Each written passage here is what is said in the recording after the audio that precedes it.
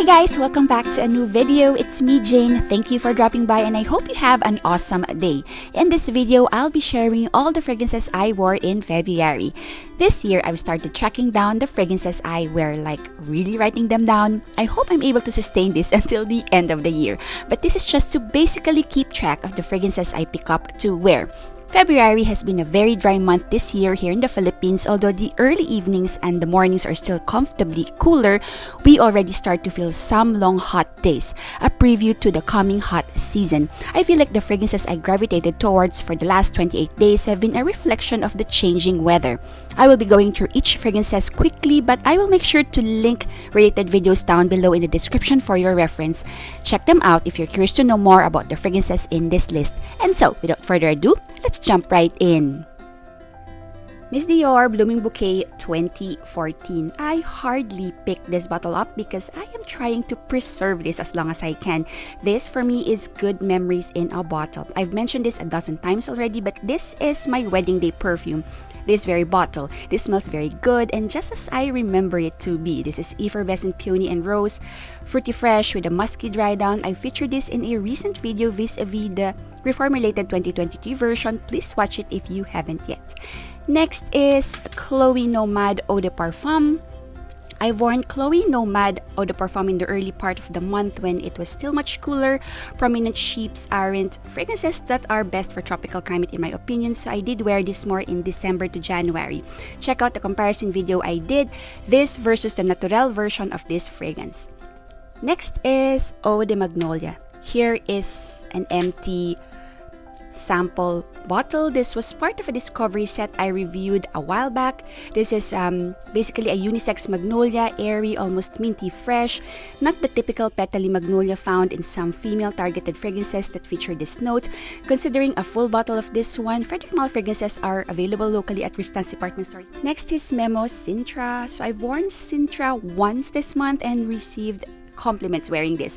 The petitgrain on this one takes some getting used to, but I find this more wearable in local climate than Love Don't Be Shy itself. This, by the way, smells like Love Don't Be Shy DNA by Kilian if you don't know yet, but with a very strong petitgrain presence all throughout. Roja 51 Parfum. I've worn this to a wedding I've attended in February. This is a bouquet of white florals, lightly sweetened by vanilla, a sprinkling of fruity freshness done in the most elegant, soft, and feminine way.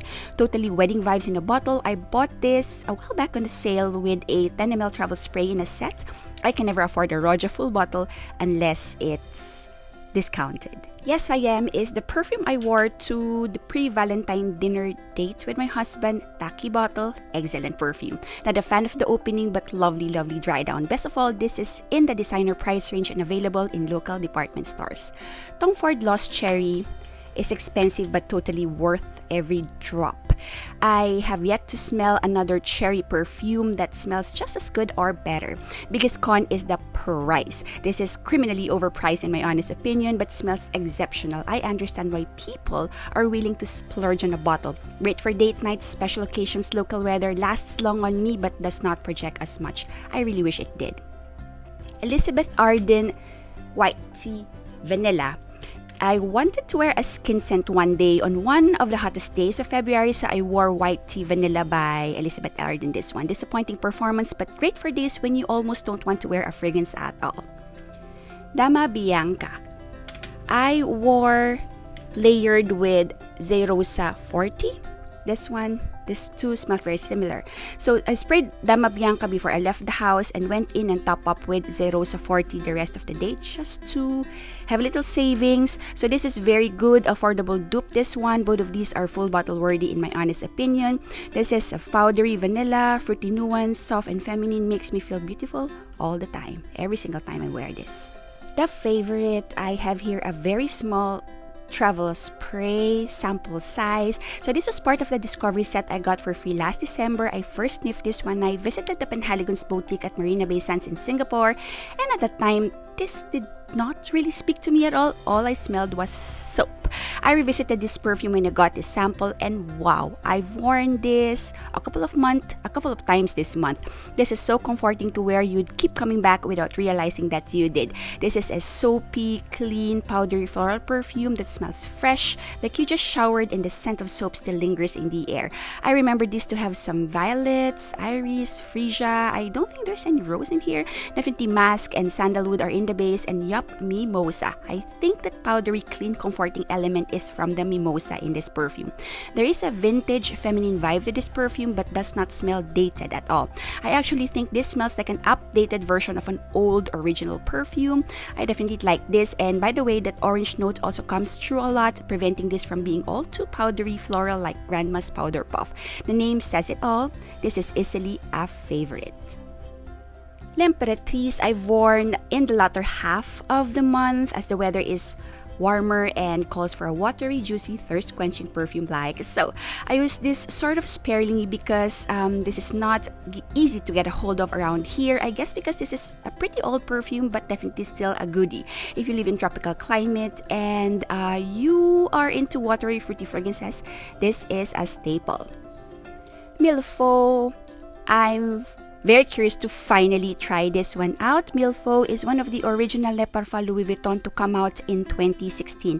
This is the leather perfume in the line. Although I feel like I smell a leather undertone among the original Le Parfum, like an LV leather watermark running in the DNA of the Le Parfum perfumes. But here it's really distinct and is in fact the star of the show. LV must have mastered leather craftsmanship because even in perfume form, this leather to me is outstanding. Anyway, this perfume I have really enjoyed wearing. If you're a fan of leather, the kind that's suede-y, not too smoky or animalic, a very ladylike leather scent, this you will definitely appreciate. The raspberry note provides a bright, fruity, fun, youthful edge to this perfume. The jasmine with a little bit of rose gives this some feminine elegance, but the leather gives this a robust character. And along with the other base notes gives this a rounder yet soft, elegant finish. I can and have definitely worn this in tropical climate and the leather wasn't too much. This is a perfumey leather more than say a handbag leather smell. This is worthwhile to sample in my honest opinion. Flora Salvaja. One of you guys recently commented that Flora Salvaja in fact means spontaneous vegetations, flowers, and plants that grow in the wild. So this to me is basically smells of lemon and purple flowers in a juicy, watery, fresh perfume form. Flora Salvaja is great to spritz on if you're craving for a floral, fruity treat on a warm, sunny day. It's a breath of freshness and very easy to wear. I don't think this is for everyone though. Fellow content creator Karen from the channel Cat's Love Corner said she had to return this because this gave her a headache. Definitely sample first on me. I had no issues whatsoever. So if you love the likes of Jo Malone Wild Bluebell, this is Wild Bluebell infused with all the melons you can think of. Then the dry down is very similar to Wild Bluebell. Cost about half as much per ml and lasts way longer on me too. So this is definitely bang for your buck. Lastly is Anne Junimon Les Secrets by Givenchy, a personal favorite of mine. This is comfort in a perfume bottle for me. February is a bit of a hectic month and I needed all the comfort I can get. Wore this on the last day of the month to sort of herald a chill new month, hopefully, although there never is a chill month to be honest. Cranberry tea perfume that opens with a citrusy freshness, a little bit of jasmine and rose, some watery florals, some musks in the base, and a dash of vanilla. This is really good. Easy to wear, does not really project, but this is the kind of perfume that you wear for yourself and not for others. And that is it for my rundown of all the fragrances I wore for the month of February. This seems like a lot, but I just wanted to actively use the fragrances that are otherwise sitting on the shelf to keep them in rotation. I hope I am able to sustain this method of keeping track of my perfume use, and I hope I'm able to share with you the perfumes I've been wearing on a monthly basis. Let's exchange ideas and let me know your favorite perfumes for February down in the comment section below. And also please let me know if this is something you're interested to watching the channel.